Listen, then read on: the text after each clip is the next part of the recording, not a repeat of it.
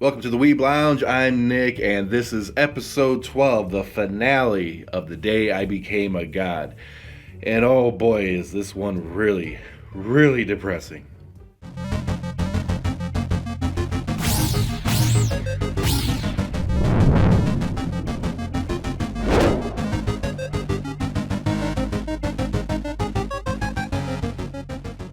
Of course, this episode picks up where the last one left off. They're still in the hospital. Yota is still trying to get Hina to remember who he is and to basically voluntarily go home with him and his family.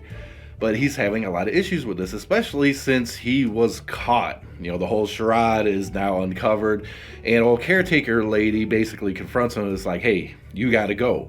You're not supposed to be here. This is fraudulent, blah, blah, blah. And Yota basically gets on his hands and knees and begs for just a half day with her or whatever. And, you know, caretaker lady, at least having some pity, go ahead, obliges him. And he goes in there, starts playing games with her and all this stuff. And he's trying his best to just go, right? It's like a last ditch effort, but there's really not much he can do. And he realizes this.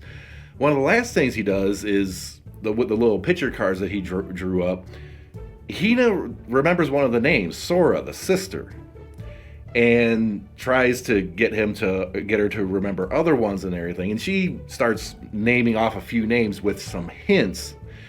So it's not like she remembered on her own. They had to trigger her memory, or at least, you know, like kind of like a little puzzle game. But the thing is, when he pulls out the picture of himself and hands it to Hina always just throws it away. You know, it's like, yeah, this guy's worthless, you know, this is nothing, blah, blah, blah. Well, it turns out, and I'm jumping forward a little bit here, she's not throwing it away to be mean. She's not throwing it away because she doesn't like the picture. She's throwing it away because she doesn't need to remember that one. She knows Yoda's name. That one's irrelevant. She's done with that one. It's not of any use to her. She don't need it, but her mind is so fried that she doesn't know how to necessarily express that. She can't simply say, I got this one memorized, I don't need it, I know who you are. She throws it to the side as trying to indicate that she doesn't need this one. She knows. Well, go back a little bit, right to that little moment where, you know, the caretaker lady along with a couple of security guards are sitting there waiting to take him out, and basically Yoda's efforts failed. Okay, Hina never said his name, never did nothing, and the guards are hauling him out, and of course he gets into a little bit of a panic, and the guards, kind of being jerks or whatever, you know, punches him in the gut, punches him in the face, and all that stuff. It's like, I understand it's for cinematic effect or whatever, but you don't really have to do that. You know, it's just like, here's some blood, adds to the shock value, I guess. Whatever.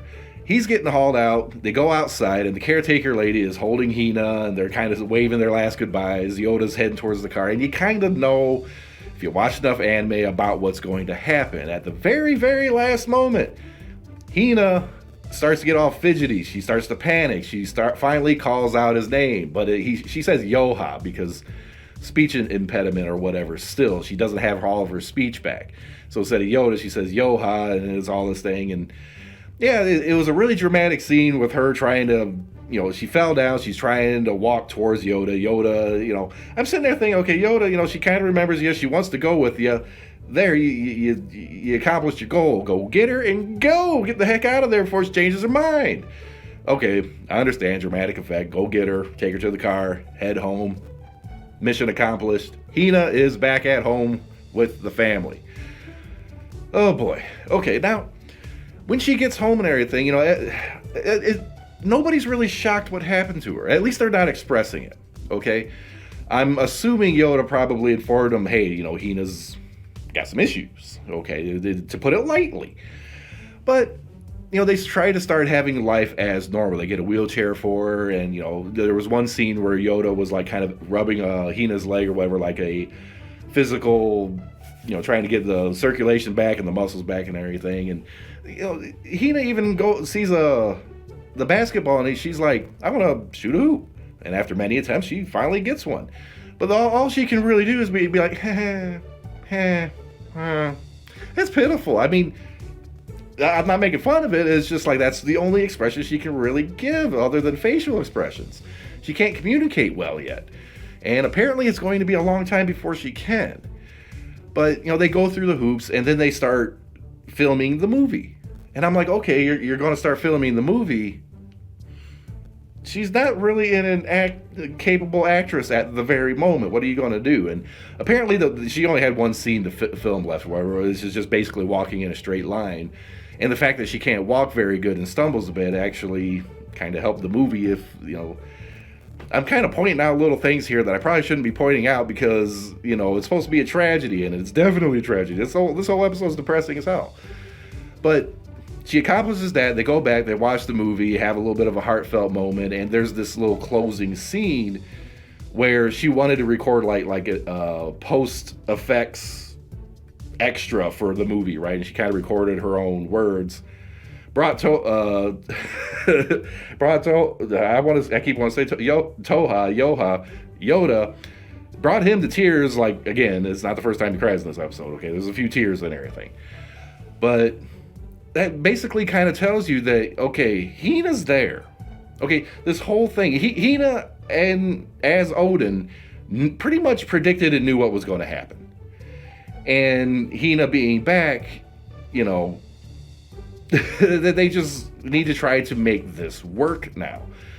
And it turns out, at least from the gist that I get of this, as depressing as this episode is, as crippled and debilitated as Hina has become, it seems to me that at least Hina can get on that path to recovery, and it doesn't seem like there's any reason why she can't make a full recovery given time.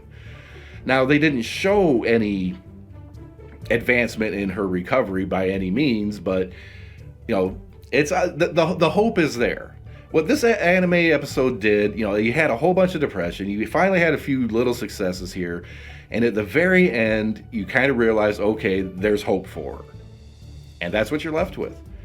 You're left with nothing but hope that Hina will make a full recovery. And they never mention her disease. Okay, the really debilitating disease where everything just basically shuts down. I don't remember the name of it because it's been a while now since they even mentioned it. That kind of got brushed under the rug or whatever, brushed to the side, that they don't mention it anymore, and she doesn't seem to be affected by it. Unless this is the effect itself, but I don't think it is, because otherwise she would probably be dead by now. There was actually a scene while they're watching the movie, they're talking and everything, and she's kind of slumped over leaning on Yota's shoulder, and I was like, oh, she's dead, ain't she? Oh, come on, she's dead, ain't she? She wasn't, she was just napping. And I was like, okay, she's not dead. That's good. Because this guy that made the series, Charlotte Angel, I'm halfway expecting her to just, like, at the very last moment, croak.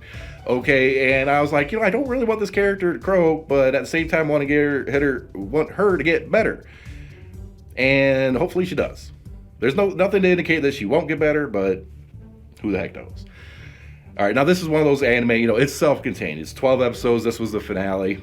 We're not getting any more. It's done. It's over with. If you really like this series, man, I'm going to have to say it's not as good as Angel Beats. And maybe on par with Charlotte, maybe something around there. But, overall, it was, in a way, a simplistic story. The setup was really complicated, and the finale was really simplified. Yes, it's a bittersweet ending like what he's known for, but I have to say it's even though she's like really debilitated, it might not be as bad as the other ones in terms of soul-crushing finales, because at least in this one, she can get better. She can recover. At least that's the hint that I get. In the other ones, I'm not so sure about that. I mean, I don't want to give away the endings of the other ones and everything, but it's very different and yet still bittersweet. So, like, share, subscribe, hit that notification button. It is definitely an overall good series. I wouldn't say it's his masterpiece by any means, but it's definitely a series I enjoyed. And a character that you end up getting invested to. Hina's really the only one you kind of get invested to. Yota is just kind of there advancing the storyline, if you ask me. I don't know. And all the other sub-characters, like Izanami-san, the love interest from that, it just kind of was like, okay, Hina said she loves him, he said he loves her, and Izanami-san sitting over here. It's like, okay, well, that's done. They glossed over a few things, and that's what I'm trying to get at. If they didn't gloss over that, did a little bit more detail, I'd give it, a little bit of a higher rating. But still good. I enjoyed it. We'll see you in the next video.